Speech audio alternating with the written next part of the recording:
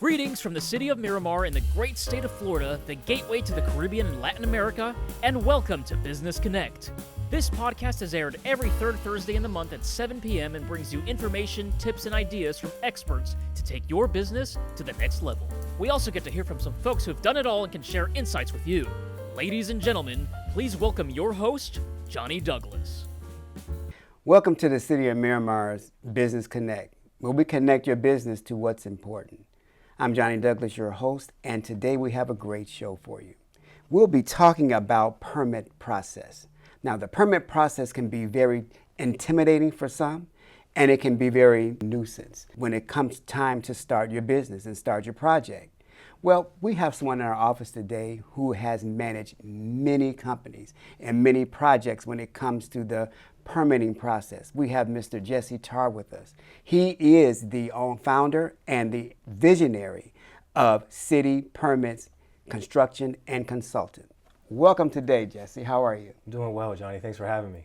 I'm glad you're here. You know, like I was just saying before, there is a lot of, this could be one of the barriers for businesses dealing with permits. Sure. Some cities work different than others, and some work faster than others. Right. But the process, nonetheless, can be very, very tedious. Of course. Well, visiting your website and hearing a lot of things that you do well with your business, you work mostly with commercial.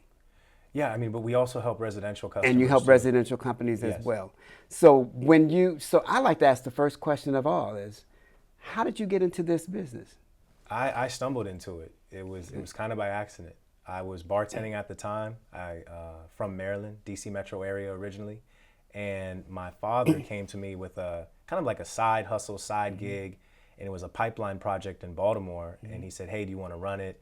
He didn't want to make the commute out there, and I did it. And I discovered like I don't have to deal with drunk people. The hours are great. All the city offices are air conditioned, of course, right? So I was like, this is pretty cool. I'm good at this. How do I do more of it? Okay. Where are the clients? Right. And so then you started figuring out where the clients were, and then from that point in time on, started building the business? Yeah. So I started, I made some business cards, I made a website, and I went to trade contractors at first, your mechanical, electrical, and plumbing contractors. And great at what they do, but they hate unsolicited business walk-ins, and I would invariably get doors shut in my face. But then 3 months later, 6 months later, it was usually the plumbers or the HVAC guys would call me, and there'd be an emergency repair. Water line leak, sewer line leak, HVAC is down, they need an emergency permit right away, and I was able to jump on it. And that led to bigger jobs as I was able to start networking with the designers that were sometimes on the projects. Okay. So when it comes to your commercial, now reading commercial accounts, but reading your website, you work with like over 100 construction companies. Yeah. You work with architectural designs. Right. And you work with engineering companies throughout the United States. Yes. How did this come about? And what makes that work different than any other work? Okay. That's a great question. We were able to expand our reach during COVID. For most municipalities, the Department of Permits, Buildings, Planning, and Zoning is a major profit resource, profit generator for the municipality. And it funds unfunded programs like mass transit, public health care, affordable housing, things of that nature. So during COVID, when construction was deemed essential, all of the cities, all of the counties, and state governments, they made a real shift from going in paper or hybrid to fully online.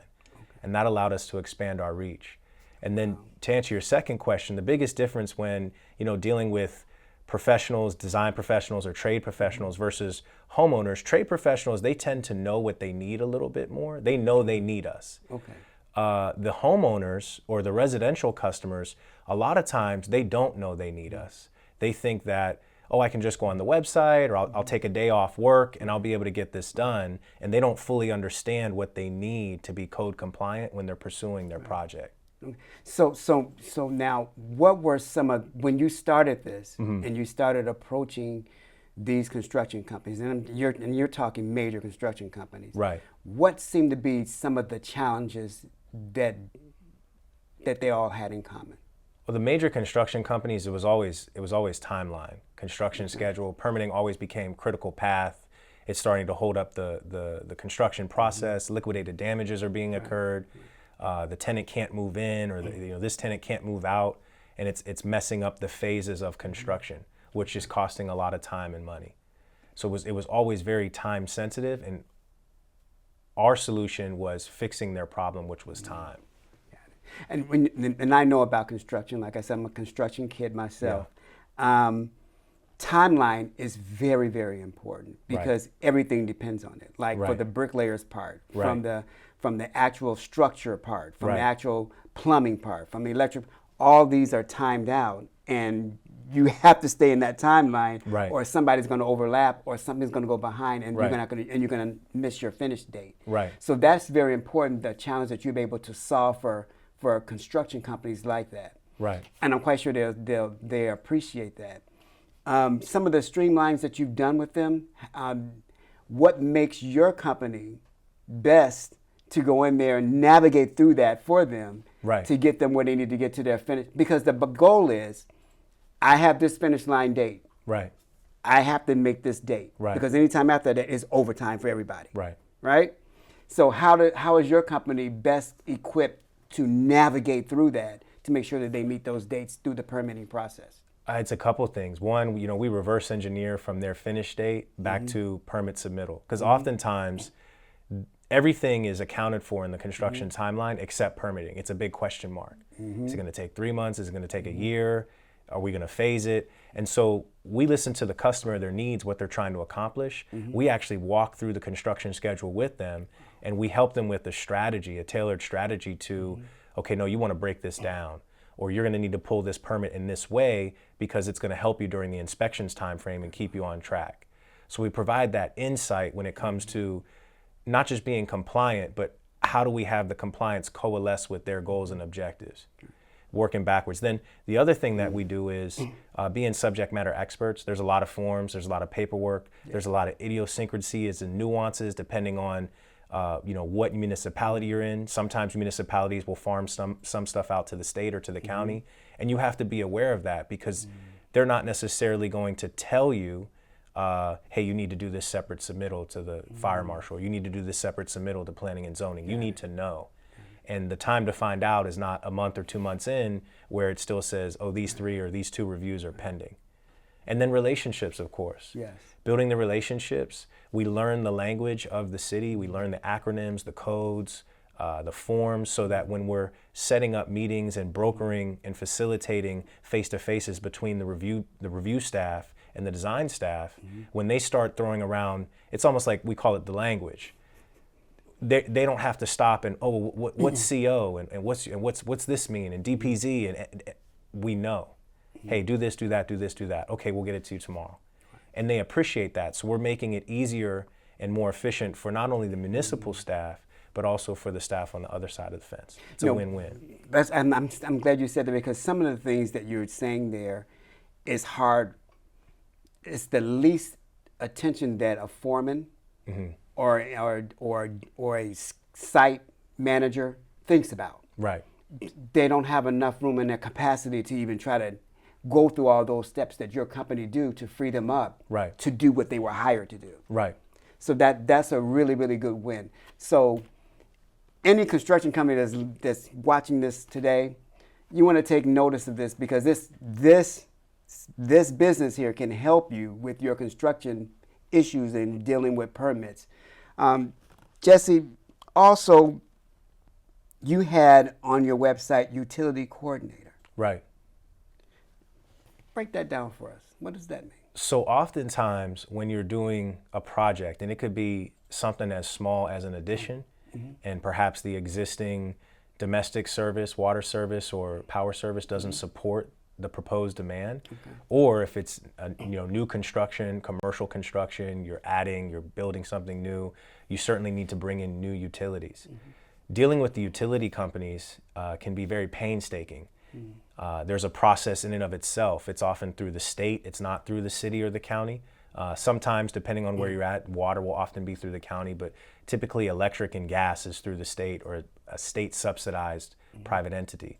And so again, there's a whole nother language, a whole nother set of forms, a whole nother set of contacts. And to your point, you want your project manager, your site super, you want them on site, paying attention to the materials, the subs, making sure things are done to code so that when you call in inspections, you're flying right through. They don't have time to do that and simultaneously track and manage or go to the offices for these utility coordinators. And so everything from temporary power to a heavy up or new service, we can help with all of that. And a lot of times, those are the ones that will delay the project the most because you have to have that stuff set up prior, especially on a new construction. Yeah. You have to have that stuff set up prior to proceeding with your vertical permit above grade. So in new sub contracts where you have a subdivision that's new, most utilities are not ran yet. Right. You're connecting that new community to that. Right. Do you find that being the most challenge for construction companies trying to get that done when you talk about the utility coordination? Oftentimes, yes. I mean, it can be something as small as just running a new lateral. You're upsizing from a 5/8 to a 3/4 or a 1-inch line, or on a heavier lift on a project like you just said, a new subdivision. You're often going miles. Yeah, piping and doing sewer. underground piping, lining, sewer, sanitary. And one way that we help our customers too is a lot of times if we get in early enough, we can help them identify where the utilities are, because when you're running utilities, it gets very expensive per linear foot. And so if you can identify or position your subdivision in a way where it's closer, I mean, you're saving tens of thousands, if not hundreds of thousands of dollars, depending on how far you have to go. Because we have run into that a couple times where it's blown up projects where they haven't mapped that out, they didn't get the counter maps, and now they have to run 6 miles of domestic water and sanitary service, and it's killing the project. So city permits can also be a great advocate for a business or a great person in the planning process. Absolutely. Not just the planning process is done, then they say, oh, be an afterthought, then city permits come in, but let us come at the beginning Absolutely. of the planning process, and therefore we can say, hey, you know what? From our calculations, from what we're gathering here, you can save this amount of funding towards your project. Absolutely. If you do this. Absolutely. Like, what I often say is we're cheaper than architects, we're cheaper than civil engineers, and we're cheaper than your land use attorney. So to bring us in as consultants and in that early and initial planning phase is crucial. Even if it's not us, just bringing in somebody reputable that can help you navigate, because it can really save you a lot of money in the overall budget of the project. And with the inflation that we have today on materials and all of that, that's a really big savings that you can cause them. Absolutely. To have someone there that can say, hey, you know what? I can save you thousands of dollars by just doing it this way. Right. Consider this. Right. Exactly. Here are your options. Right. Consider this if you'd like to do it. Okay. All right. That sounds good. Wow. Okay, so this is very, very meaningful to me. Like I said, I'm a construction kid, and I'm loving this conversation. Architects and design. Right. Where do you guys fit in with architects and designs? So as I was running the business, I got into it, several years in, and we were finding there was a missing middle with designers. It's typically residential or small commercial projects, and they're going in and they're not making a lot of changes. Say you're going from a thrift store to maybe an apparel shop, and we always hear the same word track, I'm just doing this, or there's no construction. But from a code standpoint, you need to show that in plan format. If it's commercial, it has to be signed and sealed, and then that way we can obtain your change of use or change of occupancy. And then on the residential side, a lot of times people are doing driveways, kitchens, decks, additions, and they hand us something that they drew on Canva or now with AI, and that's great, but it has to meet the standards for the municipality. So oftentimes we can get a drafter involved, but when you ask these people, okay, well, do you have professional drawings? They don't. And then it became, okay, well, we're losing the business altogether. So I got with some local architects, draftsmen, and engineers in all the municipalities that we operate, and we're able to give them work that regular firms would typically turn down. Okay. Juice isn't worth the squeeze, or it's not enough money to get the, the overhead's too high. But for someone like us, a little bit more lean, we can take on these smaller projects, and we can really help out these smaller customers at a price point that makes sense. Okay. That's good, because there's a lot of residential areas that people want to add like a porch onto the back of their home, or they want to add another room onto their home. My neighbor just added another room because now they have to take in their mother-in-law, his mother-in-law, because she can't live by herself. Right. You would come in handy for him with that. Absolutely. With the architectural design and work and all Absolutely. of that. Now, do you have a team of people on your team that does that, or do you consult that out as well? We typically sub it out, Okay. but it's people that we've established relationships with. Okay. We trust them. We know their work is good and solid, and we've seen their work go through the municipality and the local area multiple times, and so they know what they're doing. They're great fits for the project. Great, good. Okay, wow, this is good stuff. I'm loving it. Okay, so now my next thing I want to talk about is surety bonds. Yes. Surety bonds, but when you're a small business, right. small construction, that scares people. Right. That scares them, right? And that also keeps them from going after and making bids on bigger projects, because they know they don't have the surety bonding to back them. Right. Okay, so how do you help a small business construction company with that so that they can, measure up to those contracts? So with that, a lot of times when you're going into a new municipality and you're needing to get your business license or your local business tax receipt, you'll have to post a bond depending on what state you're in. And if you don't have a bond, then you can't do business there. And a lot of these companies, they're not set up, or they ask their general liability carrier, hey, can you give me, and they don't do that. They just do general liability and professional liability. So we were finding that it was causing delays in them getting their licenses, which was causing delays in the projects or preventing them to bid. And so we partnered with an underwriter, and they gave us great pricing. We're often able to beat pricing of even the largest bonding companies. And you're working directly with us, so you know that the bond is going to meet the requirements. To your point, when you're bidding on a project, be it public, private, or you're trying to get a new license, the bond requirements are very specific. And if the bond doesn't meet those exact requirements, it'll be rejected. Right. So that's one. The other one is whenever you're doing work in the right of way or public space, it's most typically wet utility work, doing the water and sewer upgrades like we were talking about. Bonds, again, were needed. And we were telling people, especially on the residential side, call your homeowner's insurance company. And they were getting us wrong stuff, or they didn't know. And this group was able to, again, provide us a solution. And so we're able to provide bonds, because if you don't use a bond, you often have to post cash. And we always tell our customers, you don't want to post cash because, one, the municipalities typically hold it well after the project is done. And then two, if anything happens and it is not restored to the pre-construction condition, you're not going to get all your money back. It makes much more sense to pay pennies on the dollar and have what's like a captive insurance policy. And then that's it. That's your risk. And if something happens, the bond will cover it, and it's not going to make your premiums go up, because it's its own bond. It's its own entity.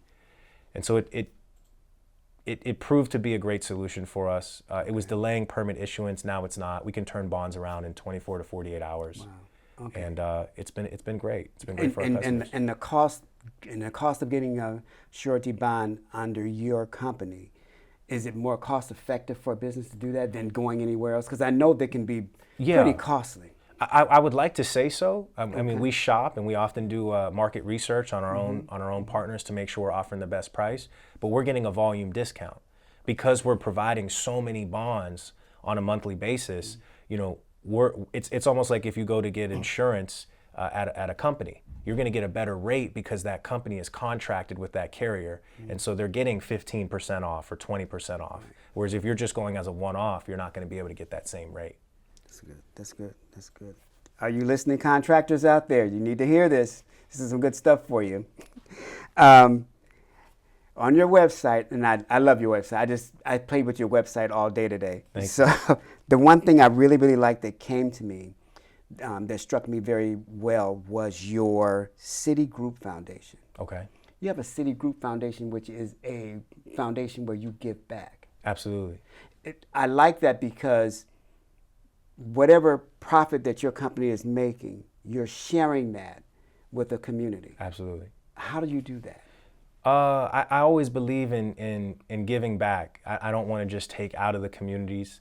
A lot of times, construction changes the landscape or format of a community. We want to make sure that nobody's left behind. So getting behind initiatives, and a lot of times it's not about dollars. It's about actually getting out there, showing face, giving your time, because time is 10 times more valuable than money, in my opinion. But it's a nonprofit. It's focused on community enrichment. We focus on the youth. We focus on supporting programs that focus on science, technology, engineering, and math, construction. We provide internship opportunities. We're partnered with local colleges like Miami-Dade College, for example, and providing internship opportunities for the community. And it's just a way to show that, hey, we're part of the community too. We live here, we work here, we're spending money here, and we're also giving back here. That's good. That's really good. I love it all.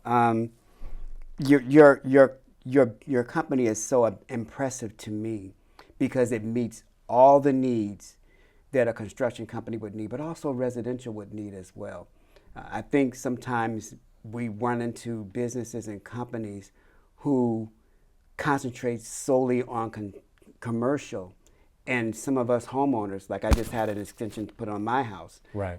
Porch put on my house, and I had to go through the architectural process and everything. And living in Pembroke Pines, you have to. Right. They require that. Right. They require all of that. So had I known that you did, I probably would have made my life a little easier. Right. Another question I have for you: Do you have companies? Construction companies or architectural companies that you can recommend to people if they don't know where to go? Like, for example, my neighbor who just got an addition built, he asked me. So the only thing I could do is go back what I know at the city, Right. and kind of give him some of that information. Right. But do you have recommendations for people who have no idea where to start? Absolutely. One of the things that we do, especially on the residential side and small commercial, is education. Mm-hmm. We map out an entire solution for you from start to finish. This is what you're going to need. This is when this person is going to come into play. Mm-hmm. This is how long this is going to take. Mm-hmm. This is when we get the drawings and you approve them, we'll submit. So you have an entire roadmap from what's in your head mm-hmm. to actually getting the permit and then constructing it. Wow. And we provide you a full range of recommendations. We provide you different avenues. And we also alert you to things like lot coverage, floor area ratio. There's some things that you might have something in your mind, but depending on where you live, there could be certain constraints. And we help with all of that. Oh, that's great. Okay. Well, I'm glad that you're here. I'm glad we had this conversation because I think it's a well-needed conversation. I think there's a lot of construction companies, there's a lot of people in residential areas who could use guidance like this. And some of the things that, in these days, you can't afford to have projects lag behind, off schedule. Right. And then also any way that you can be cost effective. Right. And these projects can mean a world of a difference right. for someone. That means that a company maybe could charge a little less for right. the work because now they can cut back on this and say, hey, you know what? You have extra funding here because we didn't right. have to do that. City permits, hey, showed us a different way of doing this. We're going to do it this way. It meets all the coding and it's good. It's approved by the city. Right. Hey, we can do this for you, exactly. which is a great plus for them, mm-hmm. great plus for you as well. Right, right. Yeah, absolutely. I mean, knowing how to calculate the fees, knowing what the city's looking for. A lot of times customers, they put too much information on the mm-hmm. plans, and now the city's asking additional questions right. that wouldn't have been asked because that wasn't required. Mm-hmm. We're not telling you to do anything that's out of bounds or illegal, mm-hmm. but follow the rules, don't reinvent the wheel. Mm-hmm. Make sure you're calculating the fees according to because it's all posted, it's public record how they calculate it. So make sure you're calculating the fees properly because sometimes mistakes are made or there's miscalculations and we've caught things mm-hmm. or we've said, oh, this shouldn't be included in the calculations. This is a revision or this is a phase 2 permit. They've captured that cost already. And it's saved customers tens of thousands of dollars, even more. The bigger the job, the more you can save. And it's critical. It's just critical knowing how to navigate the process. What I tell my customers all the time is, it's like the court system. You don't have to hire a lawyer. You can represent yourself. But it's a daunting task. So it's the same thing. You get a subject matter expert. We have transparent pricing, so there's no surprises. And we're here to help you. You know, even like I said before, even if you don't go with us, my goal is to make sure that you're educated and empowered so that you know who you want to go with or how you want to tackle this project and be successful. That's good. Okay, so we know that a construction company or a homeowner should come to you, the proper time to consider you helping them out would be before, while the planning stages of a project is going on. Absolutely. How long does it take for an average consulting meeting with you? It doesn't take long. I mean, if it's a large project, if we're talking something that's like 500 units plus, you know, that might take a couple hours for us to break down those plans, because often those plan sets are 500 to sometimes 2,000 pages. But for anything that's, you know, smaller than that, it doesn't take long. We can usually have a meeting somewhere around 15 to 30 minutes. Okay. We can turn around a proposal to you same day or next day. And then we have a follow-up meeting to walk you through everything that you're going to need and what your options are based on the information that you gave us in that discovery call. Awesome. Okay. Well, Jesse, I appreciate you being here. Thank you for being here to give us this knowledge and background and how your company operates and how it can help construction companies and residentials beat the hurdle, beat that barrier of permitting. That can be gruesome, but you make it easy with your business. We appreciate that. Thank you. Thank you for having me. Here. I'd like you to do one thing for me. If you Sure. can look into the camera and you can let our audience know how they can get in contact with you and start from there. Sure. You're going to go to www.citypermit.us. You'll find our website. You'll find projects that we've done. And if you go to the contact section, you can fill out a brief form and somebody will get back to you within 24 hours. Can't wait to hear from you. Jesse, again, thank you for being on our show today. Appreciate you. Thanks so much for having me, John. You're welcome. Appreciate it. City of Miramar, we are excited about our coffee, chocolate, and cultural expo that is coming up. Matter of fact, March 28th through the 30th. It is going to be phenomenal. We're going to have fashion show, car show.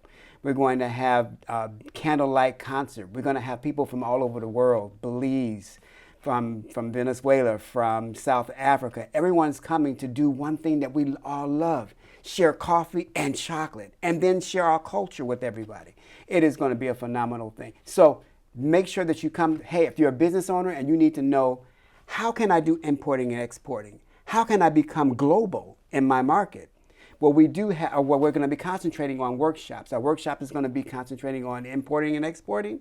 It's going to be concentrating on how to go through that channel to make sure that you are exporting, importing, and meeting everybody from across the globe and growing your business. So join us March 28th through the 30th for our coffee, chocolate, and culture. If you want to find out more about it, how you can become a sponsor or a vendor, go to cocomiramarfl.org. We look forward to seeing you there. As always, I want you to be kind, be gentle, be kind to people, but most importantly, stay connected. Thanks for listening to the Business Connect podcast. Be sure to visit miramarfl.gov/podcast to join the conversation, access the show notes, and discover our fantastic bonus content. We would love for you to subscribe, rate, and give a review on iTunes. Until next time.